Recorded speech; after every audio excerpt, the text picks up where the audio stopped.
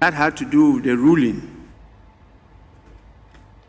The ruling is in respect of the complaint of contempt that was brought against the minority leader, Honorable Osahin Alexander Kwamina Afenyo Markins, member for Efutu and minority leader of the House.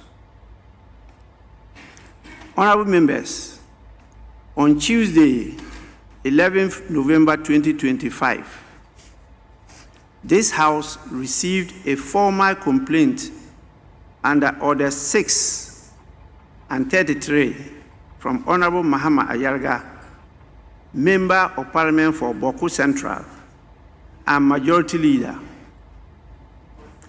The complaint alleges that Honorable Osahin Alexander Kwamina Afenyo Markins, Member for Efutu and minority leader, has engaged in conduct which, if substantiated, may constitute contempt of Parliament and a breach of parliamentary privilege pursuant to Orders 30 and 31-0 of our standing orders.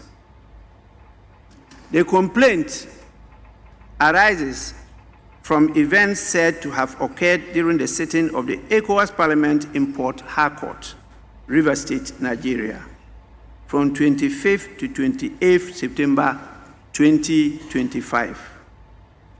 According to Honorable Ayarga, Honorable Afenyo Markins attended that session of the ECOWAS Parliament in contravention of a duly adopted resolution of this House, which excluded his name from Ghana's delegation to that regional parliament.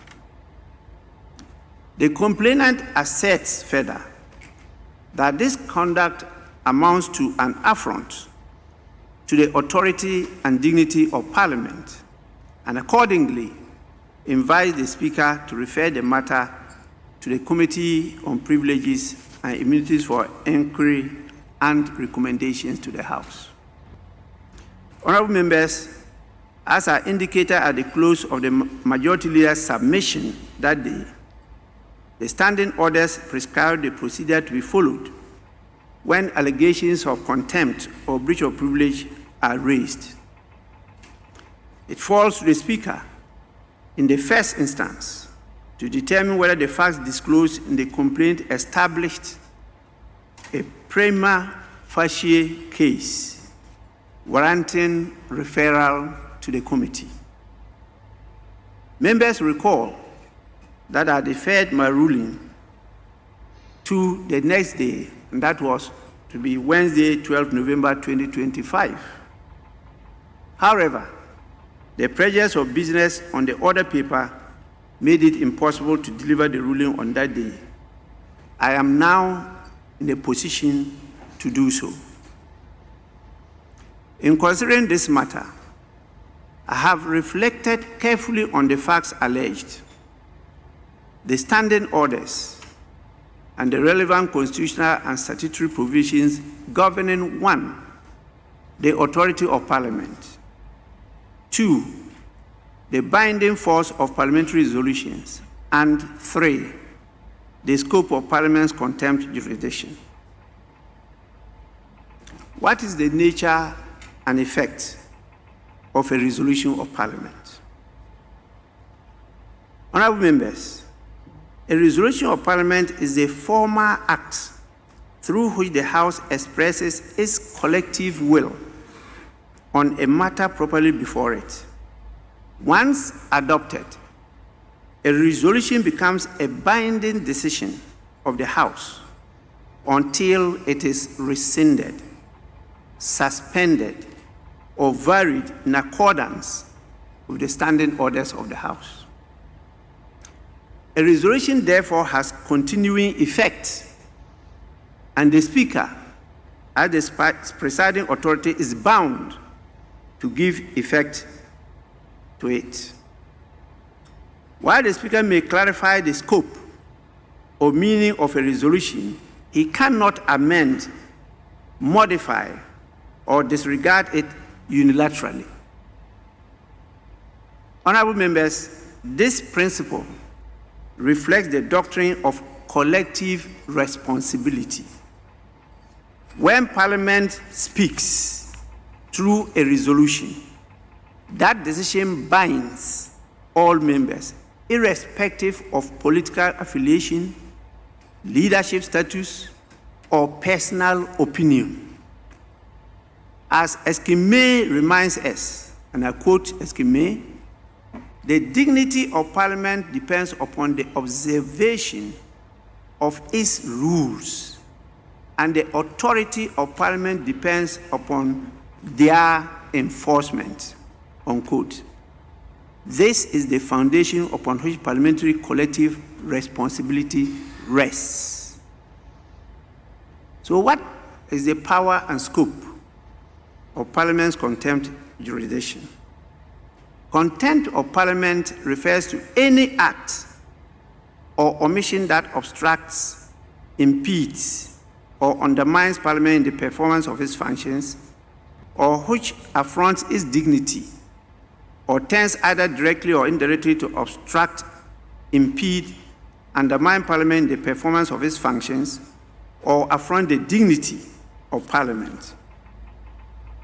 Parliament's power to address contempt is inherent in its constitutional status as a coordinate arm of government and is expressly recognized under Article 122 of the Constitution, Order 30 of the Standing Orders, and Section 26 of the Parliament Act 1965, Act 300. Honorable members, the jurisdiction to sanction contempt is not limited to acts committed within the chamber. The relevant test is whether the conduct, wherever it occurs, has a direct or indirect tendency to obstruct, diminish, or bring Parliament into disrepute or ridicule. Parliament may therefore exercise its contempt jurisdiction over conduct occurring outside the presence of the House, where such conduct undermines the institution's authority or impairs its ability to give effect to its decisions. Honorable members, I note that the specific instances of contempt listed in the standing orders, such as disorderly behavior, deceit, or disobedience of an order issued by the presiding officer, do not expressly identify non-compliance with or disregard of a resolution as a distinct ground of contempt.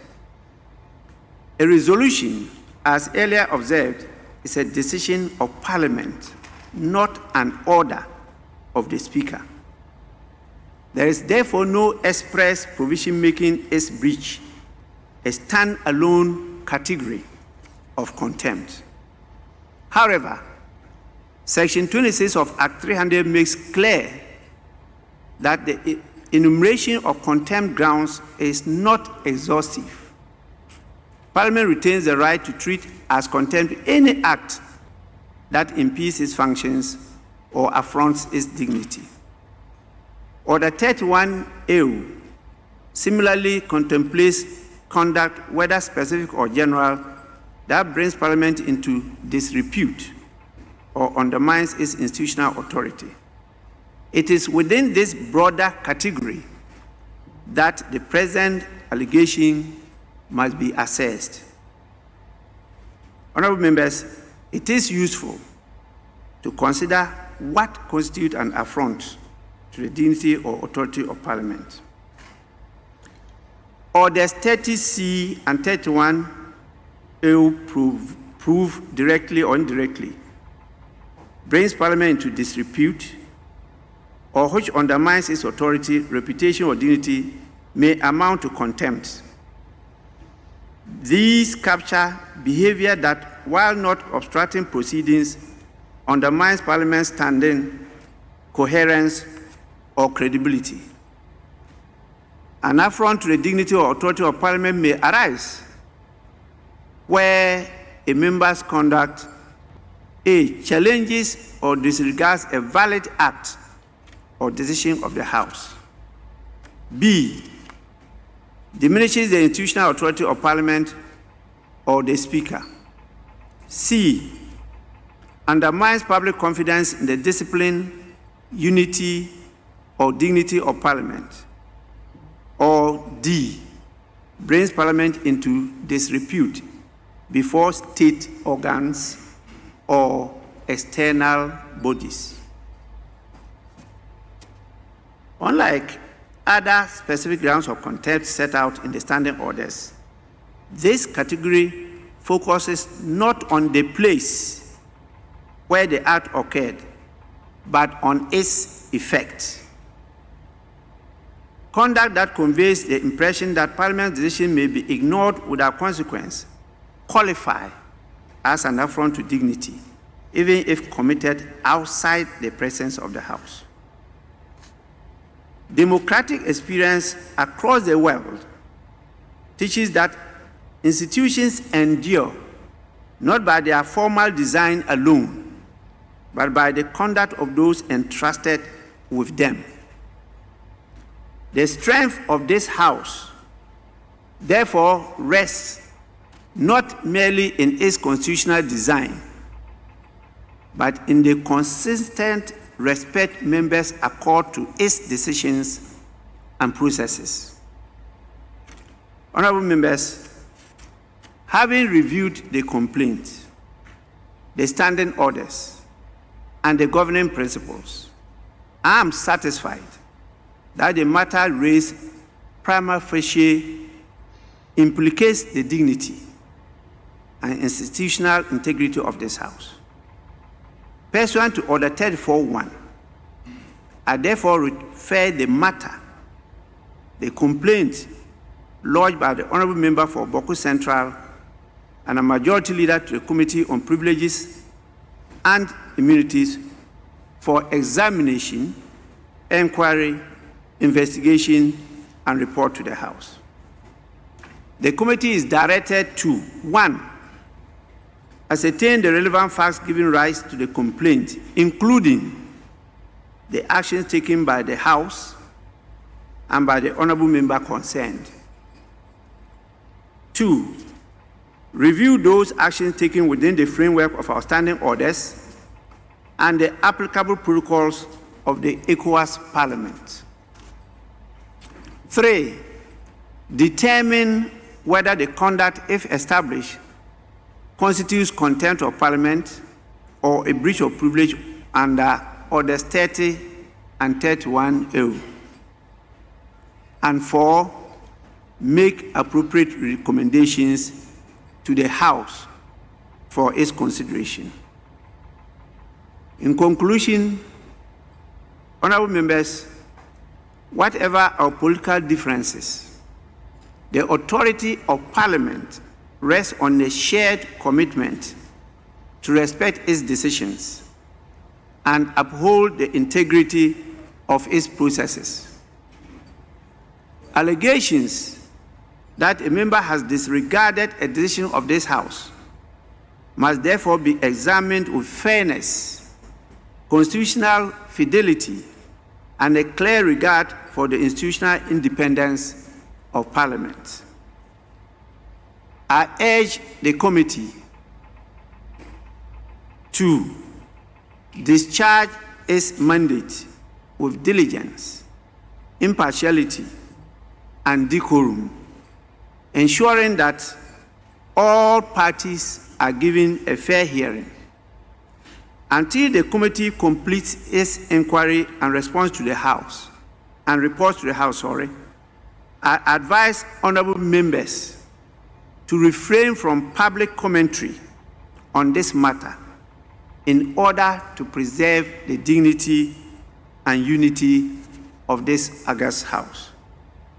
I thank all of you for your attention, and I pray that discipline will prevail in this matter. Thank you so much.